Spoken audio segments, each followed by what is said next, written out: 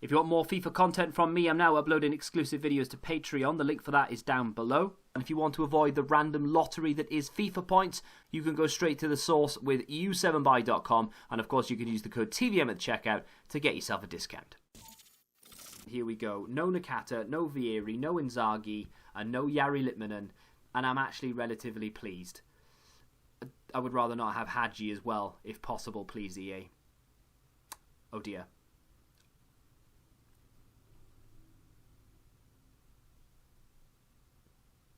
So many I could have had. Literally, I named 4. I named 4 that I didn't want out of, what, 80? What is going on, guys? TVM here. Welcome back to another video. As you would have just seen, I packed myself 88 Vieri and I was over the moon. Yay. Did a mid-icon pack on the road to glory and unfortunately got one of the 4 that I said I didn't want at the very beginning. It's the 4 that nobody wants: Nakata, Vieri, Jari Litmanen and Inzaghi. And then, of course, we get one of them, such as the way of life, really. But still, I was determined to try him. I thought, you know, I'll give him a go. I'll throw him in a team and I'll tell everyone that he's obviously bad. He doesn't fit the game. He's really slow. And obviously, I'm not going to shy away from that. His mobility on paper is awful. 59 agility, 66 balance. He is, of course, 6'1", and he does have 81 sprint speed, 83 acceleration, which isn't too bad. It could be much worse. I mean, that could be in the 70s, right? So that's not too bad. And with a dead eye on him as well, you don't increase the dribbling, you don't increase the pace, but you do then really improve that passing, which needs to be improved because that's god-awful. But you do get 95 shooting overall. So 99 positioning, 99 finishing, 99 shot power, 90 long shots. That for me was the sort of, I don't know, the only thing I really could do. Because if you say, right, well, you need to improve that agility and balance. Yeah, that's all well and good, but a sniper, right, that boosts the agility by 10. But he's still only got 69 agility. You boost the balance by 5, he's still only got 71. If you were to completely ignore the finishing, and I'm just trying to find something that actually boosts the dribbling as much as we possibly can. Like, the most I can do is 10 on one and 5 on the other. We can't actually, I mean, what does it? No, Catalyst doesn't do anything. We can't get that big dribbling boost. Like a basic, now that doesn't work either. You can't get that big dribbling boost overall, really. I mean, you can get an actual ball control dribbling boost, but you can't improve the agility and the balance both by 10. So realistically, if you want to try and improve movement, the best chem style to use is probably the engine. So you're not touching the finishing, but you are trying to boost that passing slightly. You get 5 agility, you get 10 balance, you improve the reactions of the ball control and the dribbling, but you also get 5 on acceleration and sprint speed. But to me, they're still awful anyway, right? You've still only got 64 agility, you've still only got 76 balance. So I thought, you know what, there's no point. Let's just forget about it. Let's just pretend the dribbling doesn't exist because you can't improve it enough for it to make a difference. You know, taking a stat from 80 to 85, you're going to notice a difference. Taking a stat from 59 to 69, it's still going to be awful whichever way you look at it. So I went with a Deadeye. We boosted up the vision by 10 up to 80. Short passing went up to 88. And that, for me, gave me some sort of platform to work on. I know he's going to be insane in front of goal. I know he's already strong. He's got 91 strength. I know he's got the height in his favour. He's got a decent weak foot on him as well. And I know now that he can pass a ball. So we've got those strengths to work to. We can't do any sort of quick drag back or change direction or anything. That's the team I've got him in. There are a few icons knocking about the place. And I do realise and appreciate that the icons that I actually have, a lot of people might be like, oh, well, you know, look at the team you have compared to some of the teams that you play, because people always say that to me. But look at the icons that I have. Jari Litmanen, a card that if that had popped out of any pack, everyone would be disappointed.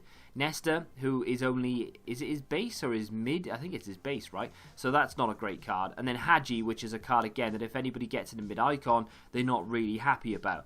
And then you've got like 86s knocking about the place. So even though on paper it looks like a good team, it's not really.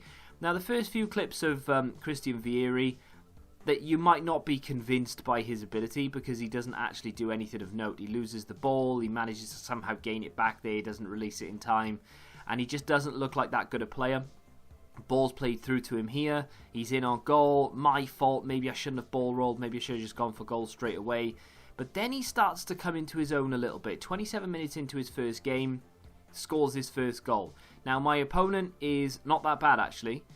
He was pressing me, nearly scored once or twice. Vieri beats the offside trap. Again, should have probably scored. Loose ball in the middle there from his player of the month, Ben Yedder. Ball comes into Vieri. Ball rolls the defender. Weak foot this time because he is left-footed in the back of the net. Now, that's when I started thinking to myself, hang on a minute, is this card really as bad as I thought it was? I didn't try. I mean, that's a good little turn, to be fair. You know, terrible mobility, but a good turn. We'll go into a different game now, just so you can have an idea of what he's like against other people, because obviously you might be thinking, well, that guy was trash, so obviously he's going to feel good. But this guy actually beat me.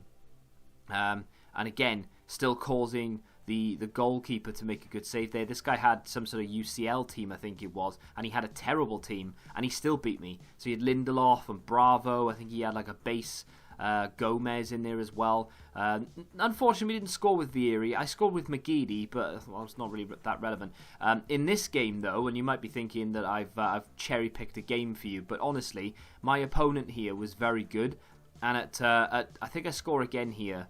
Hadji comes through, manages to dance around, scores a goal. And at that point, I thought, right, this guy's going to rage quit. And he actually scored, not directly from kickoff either. He scored a really good goal, and I thought, right, well, this is it. Then he's going to start to come back. This guy's team wasn't amazing. He had I think it was a full Premier League team. He had a couple of really good cards in there, but generally speaking, yeah, nothing too crazy.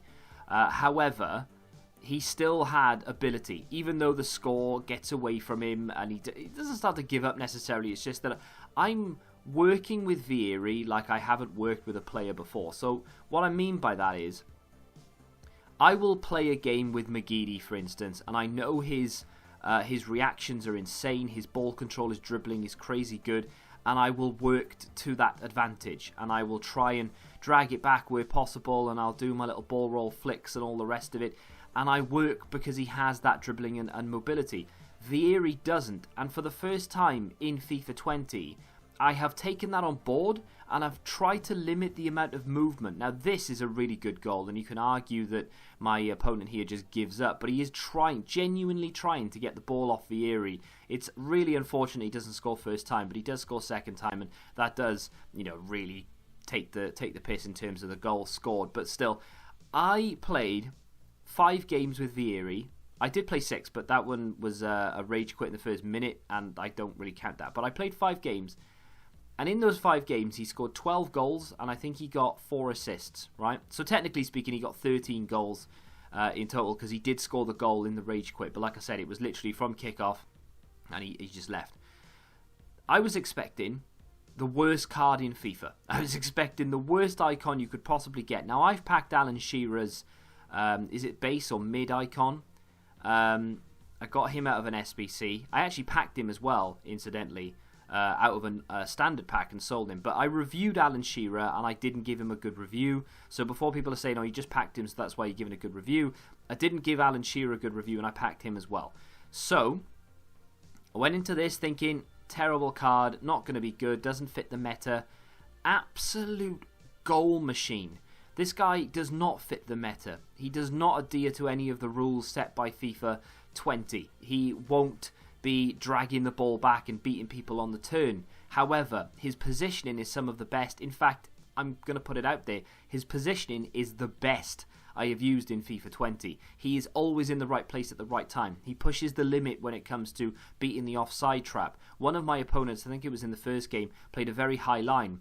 And even though Vieri isn't the fastest, and in fact he's even slower because of his height, his agility and balance, he still managed to break that back line time and time again. My opponent had fast defenders.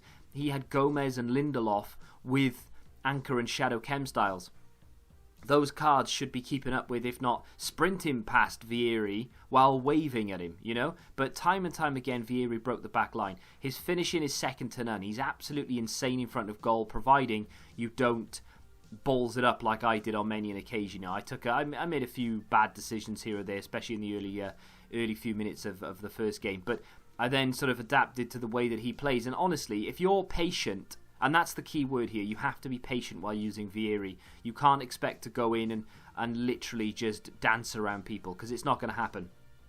But I was pleasantly surprised by how much I actually enjoyed this card. Now, I've given him an 80 overall, because I'm not going to get too carried away with it. I think it's very good value for coins, actually, because he's like 140k. But I'm not going to get too carried away with the overall rating. I am going to barely put him into a class 2, but I'm going to give him an 80. If you said class 3, he'd be 99. He is that sort of player, really. He's on the edge of being a good card, but he's not, because he doesn't fit the meta, but you can still really have fun with him.